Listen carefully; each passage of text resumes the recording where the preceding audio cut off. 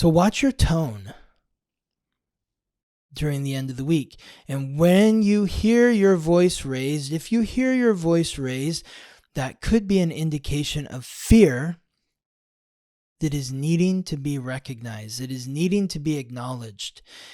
It's Mars in Sagittarius trine Chiron retrograde in Aries is encouraging you to call out your fear.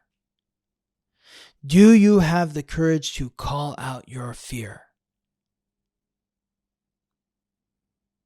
Because that's the first step in conquering your fear.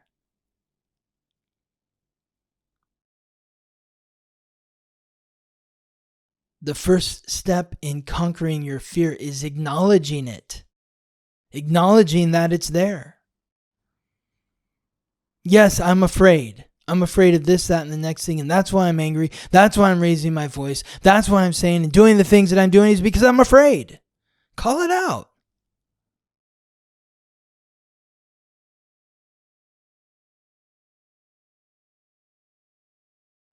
Call it out. Welcome to the Weekly Transit, your guide to understanding the current planetary and astral alignments. Together, we'll explore how to harness these cosmic frequencies, empowering you to reach your highest potential as you navigate the days ahead. I'm your host, Scott Tajarian. Welcome to the Weekly Transit. This is the week of December 1st through the 7th, where we will be covering 6 transits this week, a little bit of a lighter week this week before we get ramped up again next week. We've had so many transits in the last few weeks, and there's going to be a lot next week as well. I think, let me see, 1, 2, 3, 4, 5, 6, 7, 8. Yeah, like 8 transits next week, I think. 8 or 9, no, maybe even more. Let's see. No, 8, 9, 10, 11 transits next week. This week, only 6. So we have an opportunity to kind of slow down and catch our breath this week. Ease into it. Just take our time, especially coming out of Mercury retrograde. Mercury is still deep in its retrograde shadow. And there's no Substack essay this week to share with you. I will still have something for our paid subscribers, as I did last week, which will be covering the one highlighted transit for this week, the full moon in Gemini. But the reason why I don't have just like the regular historical free content for the Substack essay this week is because I have been working so hard on my guide for 2026. I have created, I think it's about 180 pages, almost 180 page guide that goes month by month, week by week through 2026. Covering all the major transits and just giving you insight into how to work with these transits. So I hope to have this available to you right now as you're listening to this. If it's available, the link will be in the show notes, or you can go to theweeklytransit.com and there will be a link there. But this is a guide for 2026 covering all the major transits. It's about 180 pages, and it's going to hopefully bring you a sense of calm and empowerment in really recognizing and understanding the transits for the next year and how to work with these energies to your benefit. I can't even begin to tell you how much time I've spent on this. But it's been fun. I'm enjoying it. I'm sure next year it will be easier since I already have like kind of this template now, and I can just build upon that. But something I've been wanting to do for a while, and so I've really been focused on it the last couple of weeks in putting this together. So I hope that you that you purchase a copy. It's going to be available in a PDF form. Also, I believe a hard copy form as well. Not everybody likes reading on the computer, so I want to definitely have a hard copy. But I'm curious to hear what you think about it. I hope that you find it helpful and supportive to you. And yeah, so that's what I've been into right now. And it's been a lot of fun putting that together. So let's get into the week. The first transit of the week involves Venus in Sagittarius, forming a sextile to Pluto in Aquarius. Venus is Lady Luck, the goddess of love and beauty, the planet of relationships, transiting through the mutable fire sign, symbolized by the Archer and ruled by Jupiter, the god of thunder, lord of justice, the planet of luck and expansion. Venus transiting through Sagittarius is searching for truth. Truth in relationships. Truth in terms of your senses, your likes and dislikes. That truth is meant to bring you a sense of freedom. Now, of course, it can also create pain to learn the truth. But eventually the pain will subside, and hopefully understanding that truth will set you free. So Venus began its transit through Sagittarius just this past Sunday. That was my most recent Substack essay for paid subscribers, covering the five core questions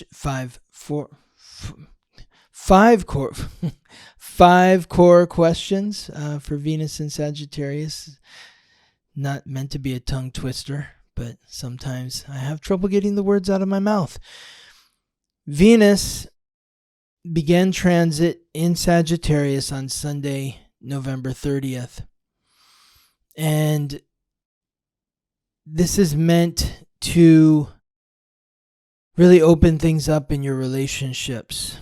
It's not meant to, it could be meant to free you from your relationships, but ultimately it's meant to give you a sense of freedom within your relationships. And that freedom within your relationships comes from being able to be open and truthful about who you are. You know, Gabrielle and I have been watching on, I'd never seen this show. I don't think she'd seen it either, but we were watching the show Nashville, which was aired back in the 20-teens, but is now like streaming on Netflix. So we've gotten into it, and we're just laughing like we're like in season 3, and it's just every single character is lying to each other. You know, it's like just, and I get that that's part of the drama. You see that if you watch enough film and television. It's like the audience knows what one character is, what's going on with one character, but that character is keeping what's going on from them, with them, from everyone else. And it can be very frustrating because you're like, just tell them the truth. And they won't do it. But, in a sense, I'm sure that reflects life. We're not always forthright and honest with the people in our lives. We're trying to protect them. We're trying to protect ourselves. But ultimately, you end up just torturing yourself because we need one another.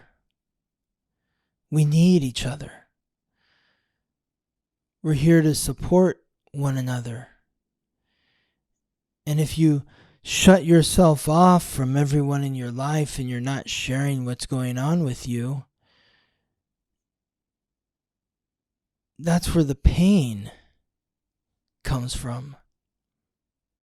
When you hear the phrase, the truth hurts. The truth hurts because somebody that you trusted has been keeping something from you.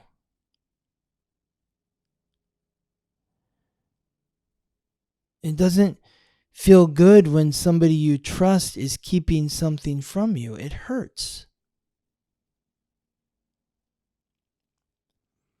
So with Venus transiting through Sagittarius, the opportunity here is for honesty.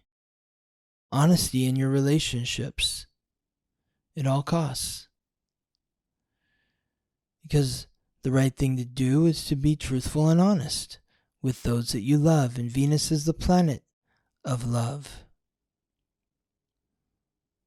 Now, forming a sextile to Pluto and Aquarius, when you look at the symbols, and you'll see these symbols in the guide for 2026, the weekly transit guide for 2026, you'll see these hand-drawn signals done by me, yours truly, and you'll see Venus and Pluto, they kind of look alike. Venus is a circle of spirit on top of a cross of matter. Pluto is a circle of spirit on top of a cross of matter, but in between the circle of spirit and the cross of matter is a crescent of receptivity, which symbolizes the transformation that occurs to the eternal soul in the world of matter. Pluto is the god of death, lord of the underworld, the planet of transformation. Transiting through Aquarius, the fixed air sign symbolized by the water bearer and ruled by Uranus, which in a sense looks like Pluto and Venus because it's a cross of matter on top of a circle of spirit with a crescent of receptivity on either side of the cross of matter, symbolizing your eternal soul in the world of matter and what makes it unique, what makes it unpredictable. Uranus is the primordial sky god. Aquarius is also ruled by Saturn, the god of wealth and time.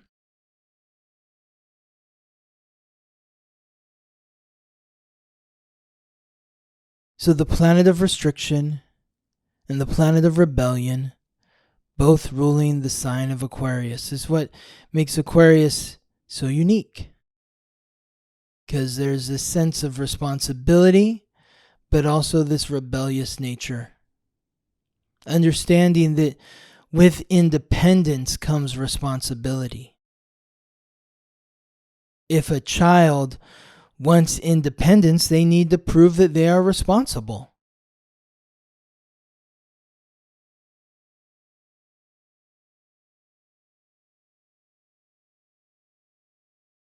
So with Pluto transiting through Aquarius,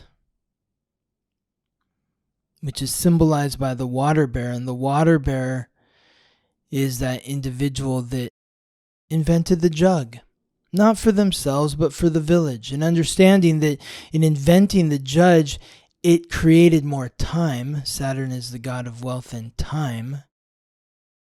The invention of the jug created more time because not everybody in the village needed to go down to the stream each and every day and drink water and bathe like an animal. They had more time to tap into their individual gifts, which would hopefully be something that would give back to the community. So with Pluto transiting through Aquarius, we are going through a transformation of our communities.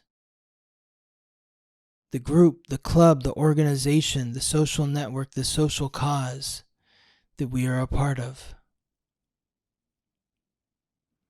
This aspect between Venus and Sagittarius and Pluto and Aquarius is a sextile. It's a supportive aspect between a planet in a fire sign, which is Venus and Sagittarius, and a planet in an air sign, which is Pluto and Aquarius.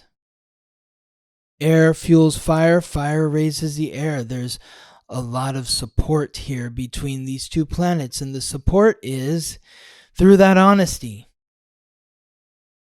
If you are able to be honest and truthful about what you like and what you don't like, because remember, Venus is the planet of the senses. It's not just love and relationships, but it's also your likes and dislikes. Like, why are you in a relationship with this person? Well, we have similar likes and dislikes. We both like doing this. We both like doing that. How many times have you heard somebody say, oh, why are you in a relationship with this person? Oh, I'm in a relationship with this person because we have nothing in common. No, you don't hear that. Nobody ever says that, because why would you be in a relationship with somebody where you have nothing in common? It doesn't mean that you need to have everything in common with the person that you're in relationship with, but it's those commonalities that draw you together. You enjoy your relationship because you love the same things.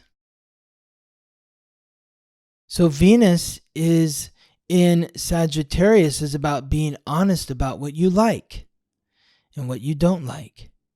Part of that, in thinking about your relationships, and are you being honest in your relationships, sometimes we put up a facade because we think, oh, I really like this person and I want them to like me, so I need to pretend like I like what they like, even though I don't really like what they like. This is about being honest about what you like, being honest about what you don't like. And through that honesty, the connection to Pluto and Aquarius is going to help transform the groups that you are a part of, the organizations, the clubs, the society, the world that you are a part of, because you are being a more honest version of yourself. And when you are being a more honest version of yourself, you are allowing your individuality to flourish. And when your individuality flourishes, you're able to invent something that nobody else was able to think of, like the jug. Can you imagine that? There was a time when everybody went down to the river and drank and bathed like animals, until one person said, I have an idea. And they changed the world by inventing a jug. But that person was tapped into their individuality. And that's what this aspect of Venus in Sagittarius, sextile Pluto and Aquarius, is supporting you in doing from November 30th to December 3rd, Sunday to Wednesday, with the exact sextile occurring on Tuesday, December 2nd. It's supporting you in being the truest, most honest version of yourself so that you can contribute to the group in a way that is unique to you, in a way that nobody else can. And that leads us to the second transit of the week, which is the highlight for the week, the full moon in Gemini, which is occurring at 3:13 p.m. on Thursday, December 4th. So the early part of the week is maybe we're just kind of in this sense of calm, or the calm before the storm as everything builds towards this full moon, because we've got six transits to discuss this week. And 2 through 6 all occur at the end of the week, from Tuesday, Wednesday, Thursday, from the end of the week, from Thursday, Friday, Saturday, Sunday. So one transit occurs before Thursday, and 5 transits occur after Thursday. So Monday, Tuesday, Wednesday is kind of like the calm before the storm, and then Thursday things start to really build. And it doesn't mean the storm's going to be bad, because the storm brings rain and we need the rain, right?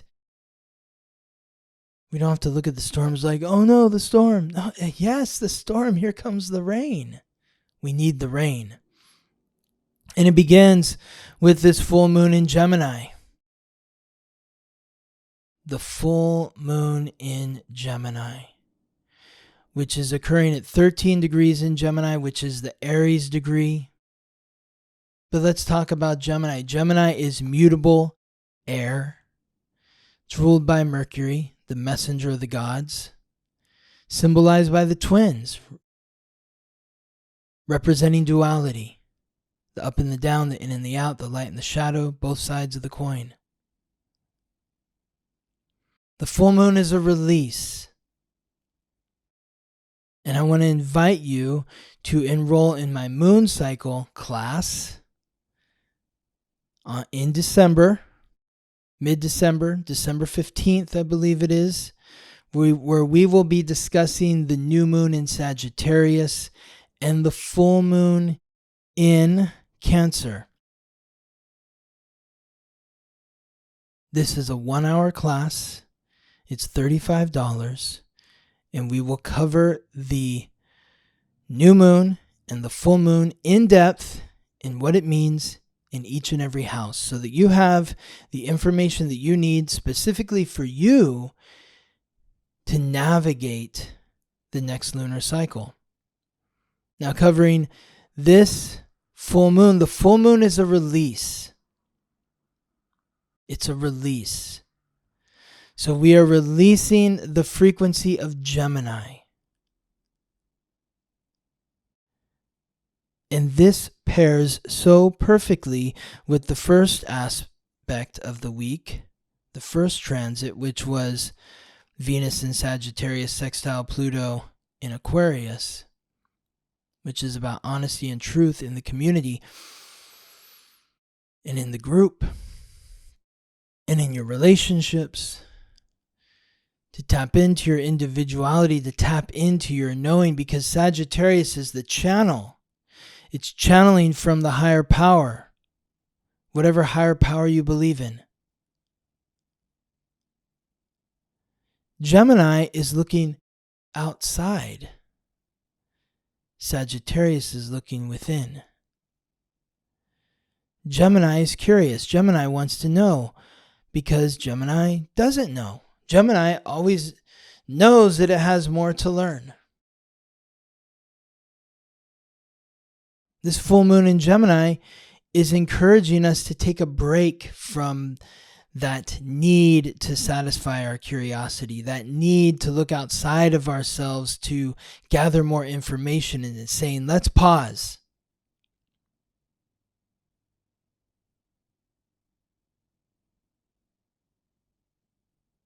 And in that pause, let's reflect on what we know.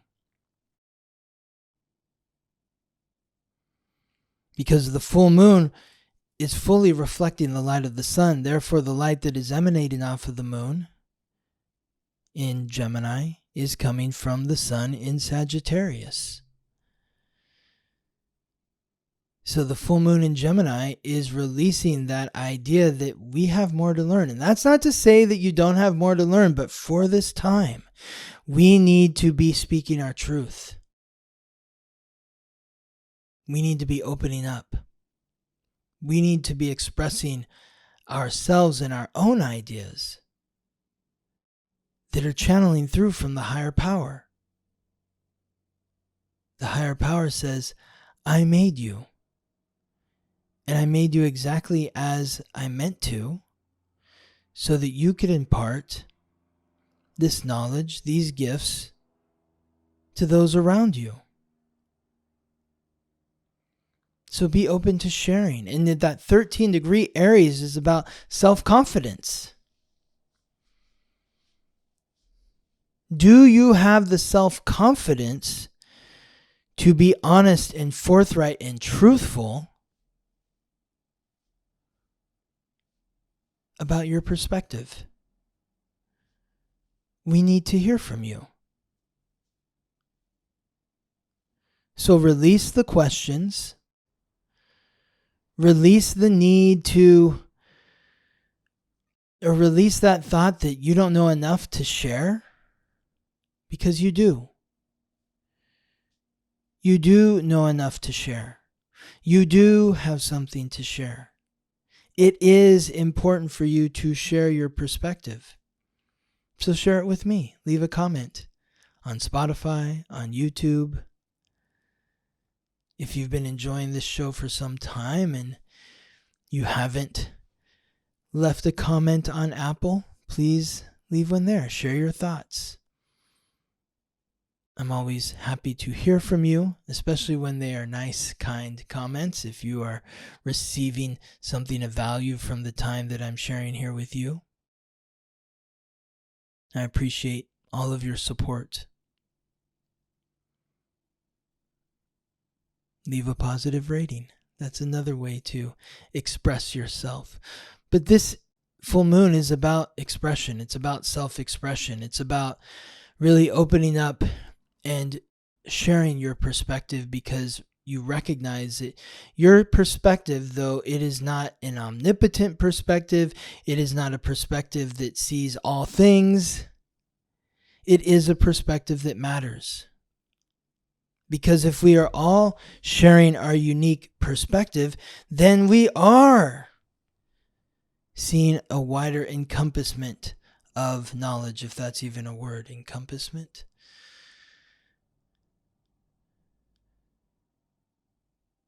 The point is when everybody is sharing their perspective, we are able to see the big picture.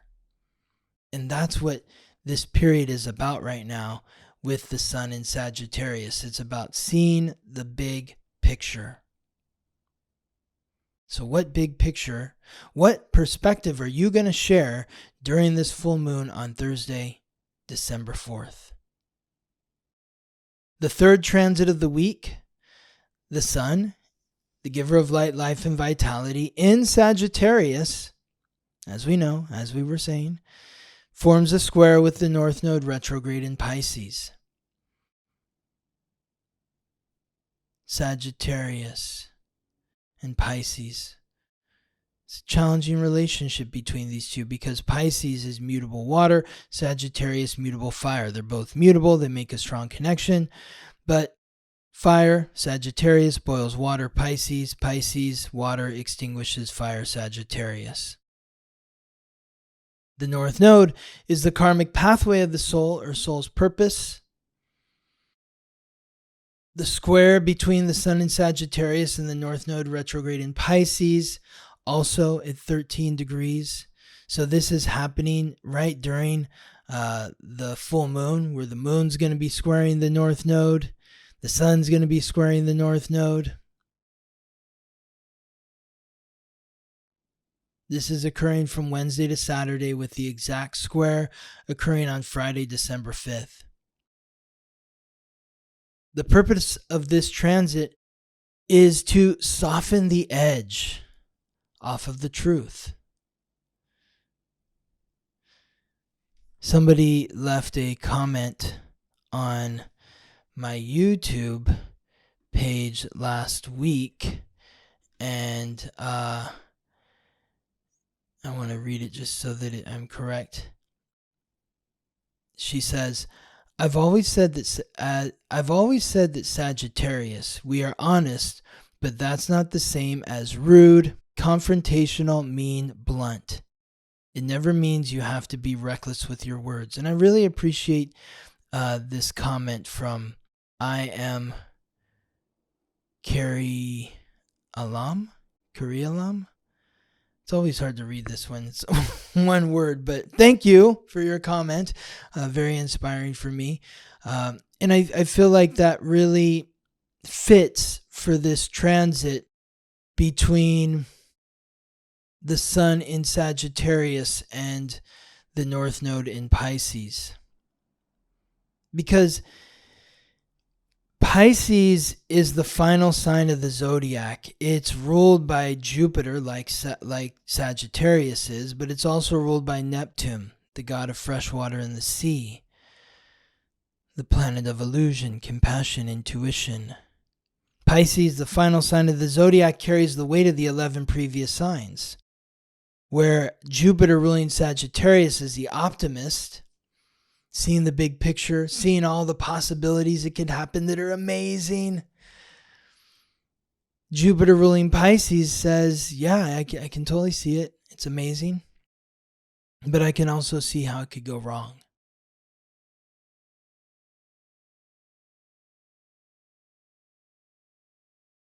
Which is why Pisces has so much compassion. And the square between the sun in Sagittarius and the North Node in Pisces is supporting us in really recognizing what is going on with other people when we're sharing our truth with them.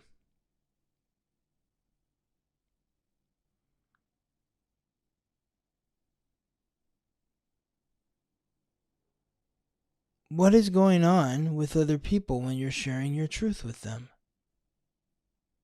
How are they receiving that truth?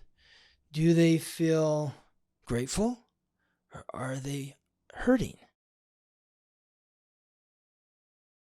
Because, like the woman who commented on my YouTube, Sagittarius is honest, but it's not the same as rude, confrontational, mean, and blunt. There's two sides to the coin, right? Sagittarius can be rude, confrontational, mean, and blunt, but it doesn't have to be. And in this instant, with the sun in Sagittarius squaring the North Node in Pisces, we are experiencing what it's like to be the sun in Sagittarius, to have that ability to really cut through the BS and to see the truth. But can we do that in a way that's also compassionate, that's not rude or hurtful or blunt? Can we do that?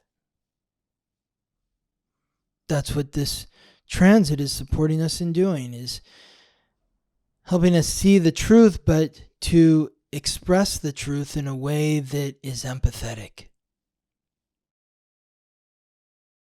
The fourth transit of the week involves Mars in Sagittarius. So we've covered Venus in Sagittarius, the Sun in Sagittarius, and now Mars in Sagittarius, forming a trine, a supportive aspect with Chiron retrograde in Aries.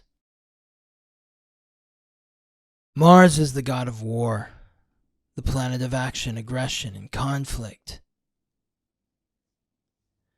And the planetary ruler of Aries, the cardinal fire sign, symbolized by the ram, where Chiron, the wound, and the ancient wisdom which is unlocked through healing that wound, is transiting through.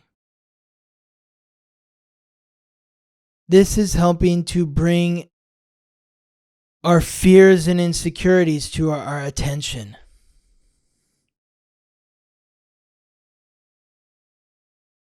So as somebody is sharing their truth with us, or as we are sharing our truth with them, if there is a bluntness or a rudeness or an element that is nasty and hurtful, then there's some pain associated with what's going on here, and that pain is rooted in fear. Anger is rooted in fear.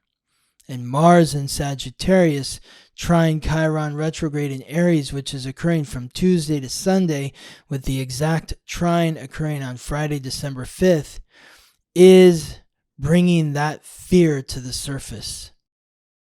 It's helping you see where you are afraid and how you are acting based upon those fears. So really watch your anger at the end of this week. Watch where you're kind of flying off the handle. That full tilt, just going off on people. If that is happening, then there is some fear that exists within you. Mars in Sagittarius says, do you have the courage to be honest about what you are afraid of? I'm not afraid of anything. I'm not upset about anything. Really? Because the sound of your voice seems to be giving off something different than what your words are saying. I'm not upset. I'm not angry. Okay. Doesn't sound like it. I hear the words, but the sound of the voice is not equaling the words. So watch your tone during the end of the week. And when you hear your voice raised, if you hear your voice raised, that could be an indication of fear that is needing to be recognized, that is needing to be acknowledged. It's Mars in Sagittarius trine Chiron retrograde in Aries is encouraging you to call out your fear. Do you have the courage to call out your fear? Because that's the first step in conquering your fear.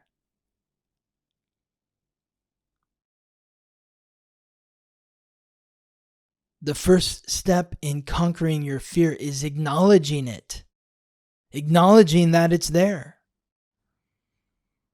Yes, I'm afraid. I'm afraid of this, that, and the next thing, and that's why I'm angry. That's why I'm raising my voice. That's why I'm saying and doing the things that I'm doing is because I'm afraid. Call it out.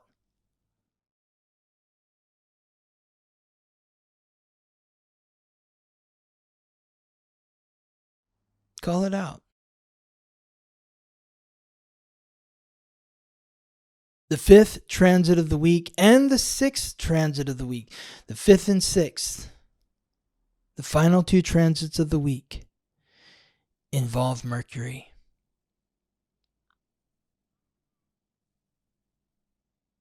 These are special transits. Because as we've talked about, this is the 4th week in a row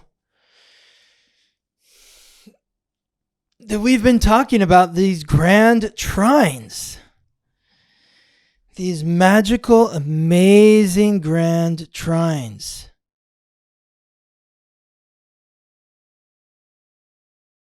Very special grand trines involving Jupiter in Cancer and Saturn in Pisces.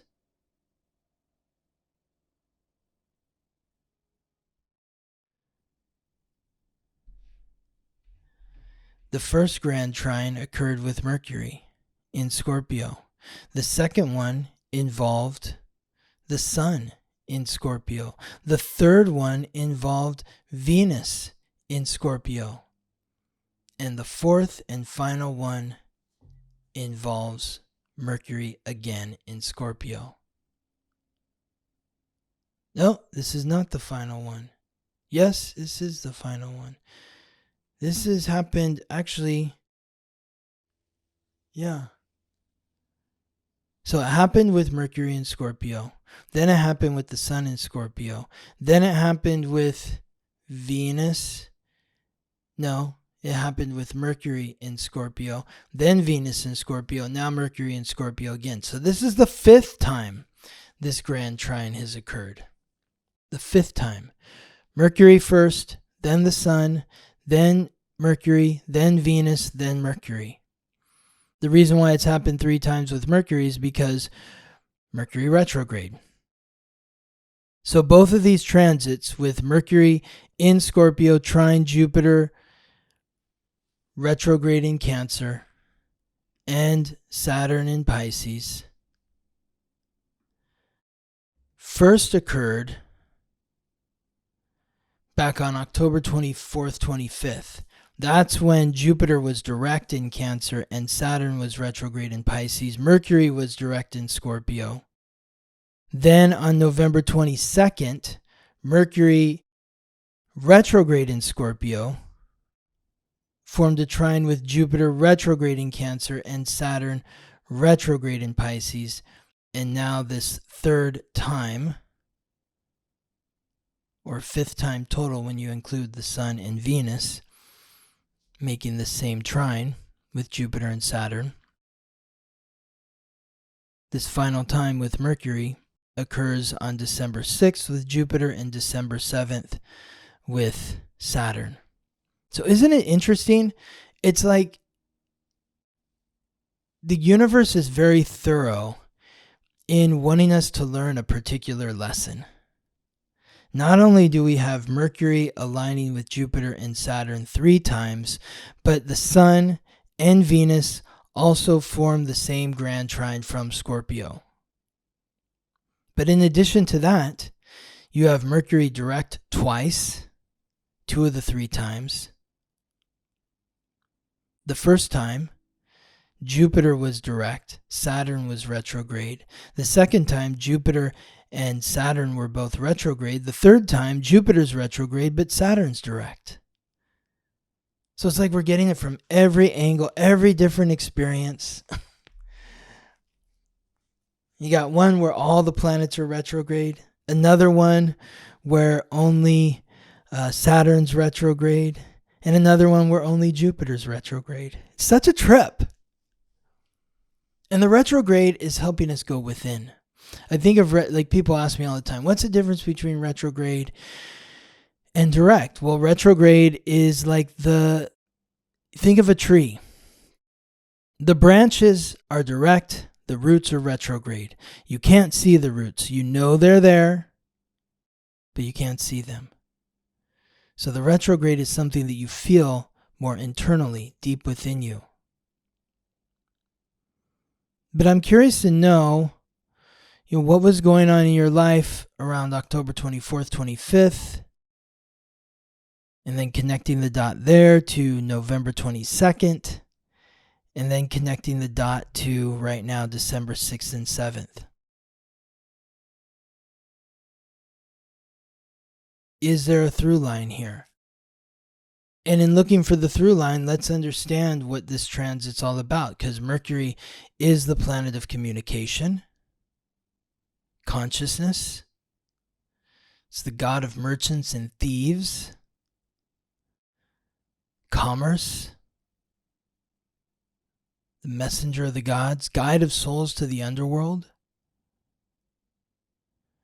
planet of consciousness, communication, coordination. It's bringing a mental awareness to the underworld, not only because Mercury is the guide of souls to the underworld, but because it's transiting through Scorpio, which is the sign that represents the underworld, the fixed water sign symbolized by the scorpion. The scorpion lives beneath the surface.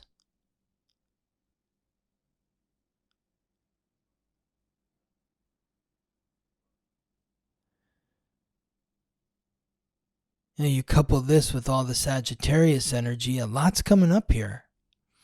That honesty, that truth, that openness, it's all rooted in the depths of intimacy.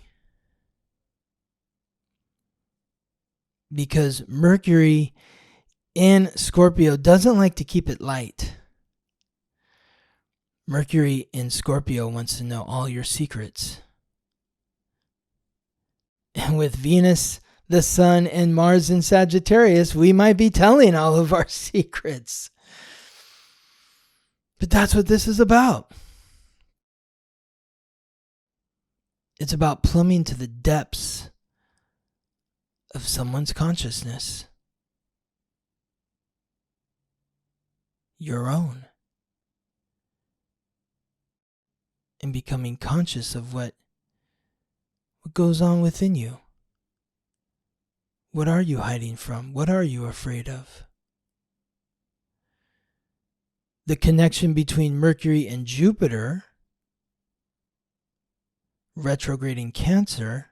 Cancer's cardinal water, symbolized by the crab, ruled by the moon. The full moon is reflecting the light of the sun. Therefore, the light that is emanating off of the moon is literally past light. Therefore, the moon represents your past. So Cancer is the sign that represents your past, your roots, your upbringing, your childhood, the ones who raised and nurtured you, your ancestors, your bloodline.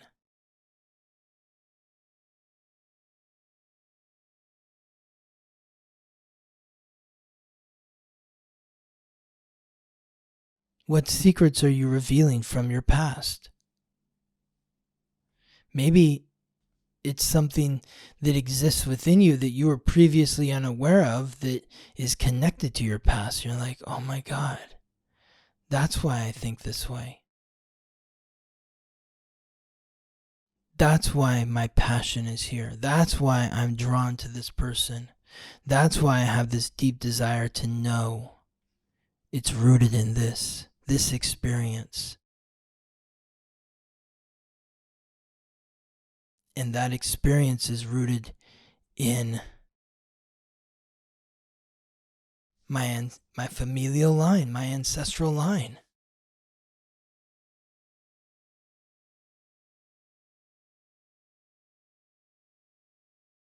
This is something that was passed down to me. This fear, this anxiety.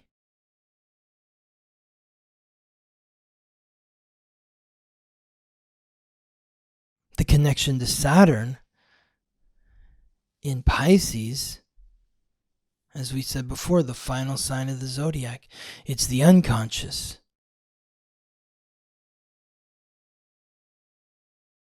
So it's helping us take responsibility for what goes on within our unconscious by becoming conscious of it, by acknowledging those fears. And then connecting the dots to where those fears stem from, because those fears aren't just created in a box. They stem from someplace. What is at the root of that fear?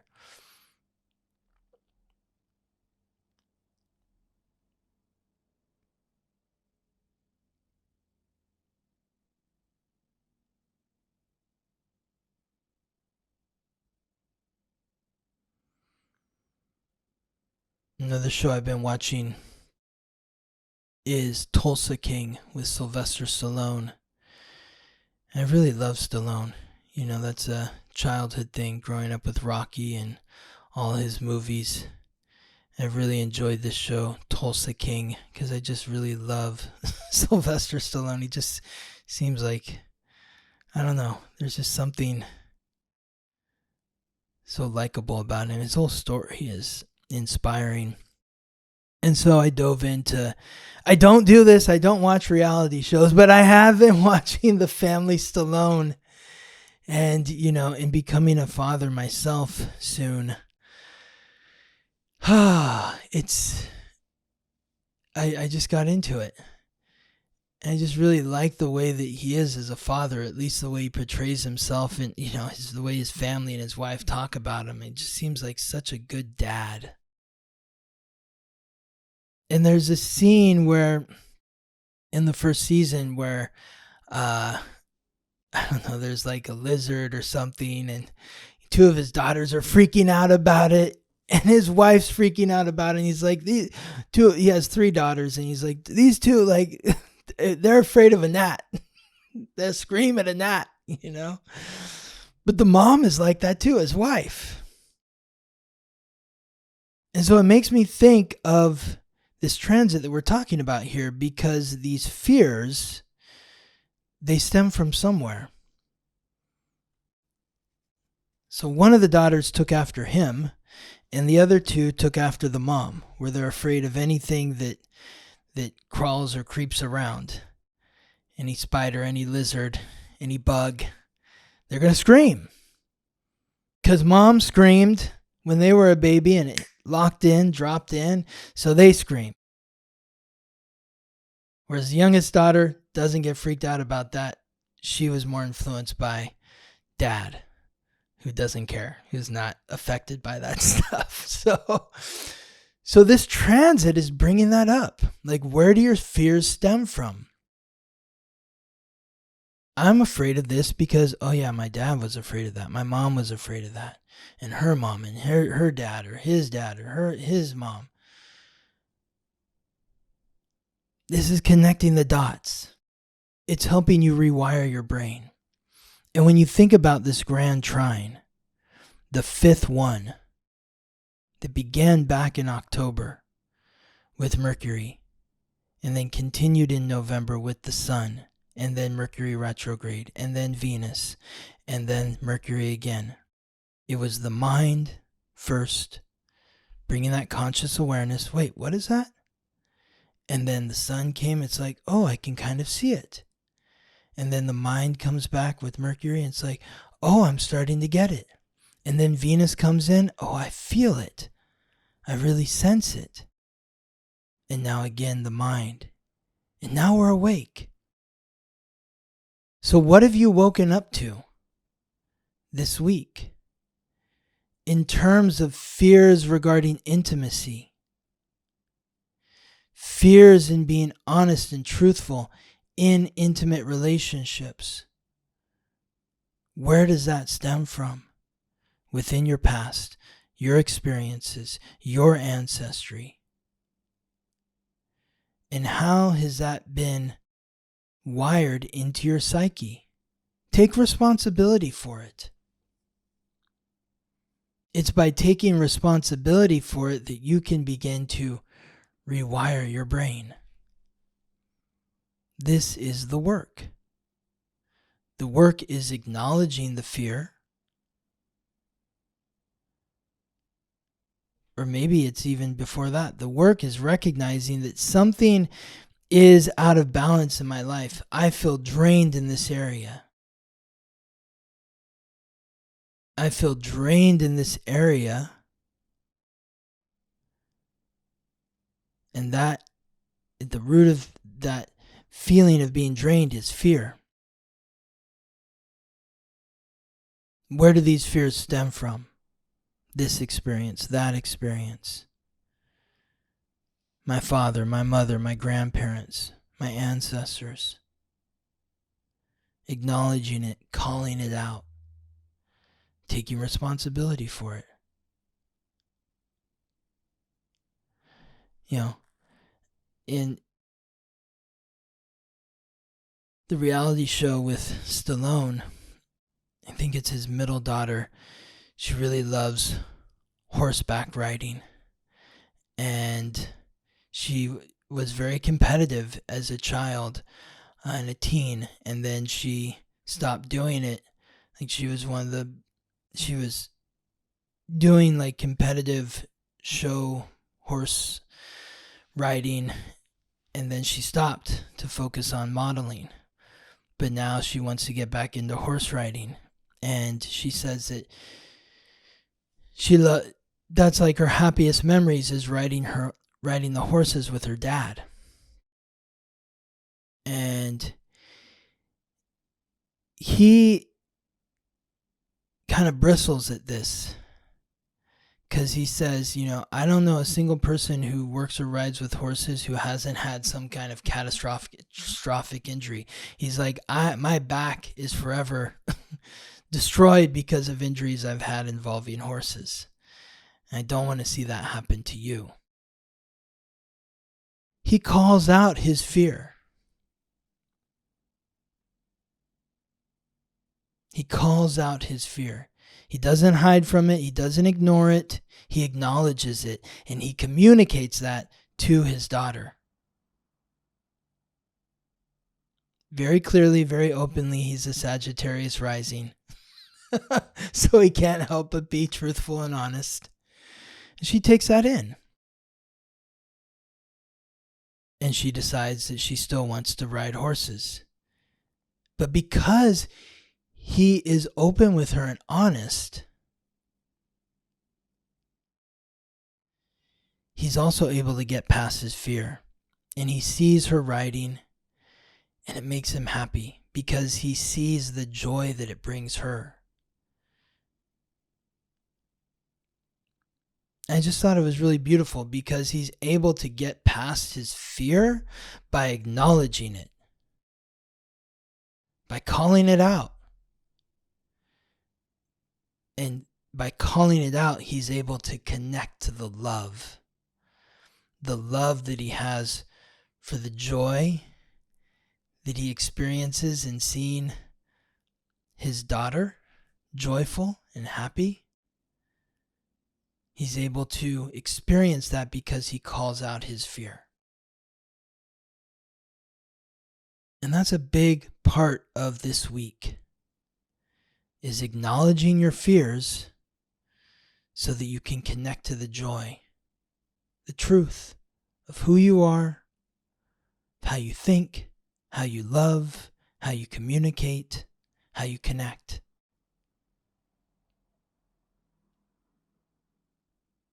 When you call out the fear, then it clears the space to connect to the joy,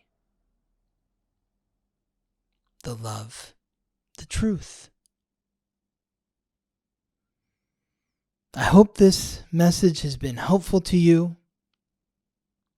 I hope that it empowers you through the week ahead.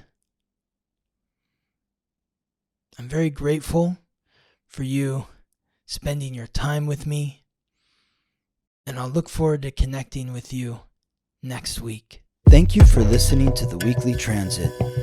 If you're curious to learn how these transits or any other transits may be affecting you, or if you're interested in learning more about your astrological code, contact me for a reading at theweeklytransit.com. This episode was produced by me, Scott Tajarian. Music written by Ben Leinbach from Listen Deep by Amber Herzog Lyman. Wishing you all the best as you ride the planetary waves.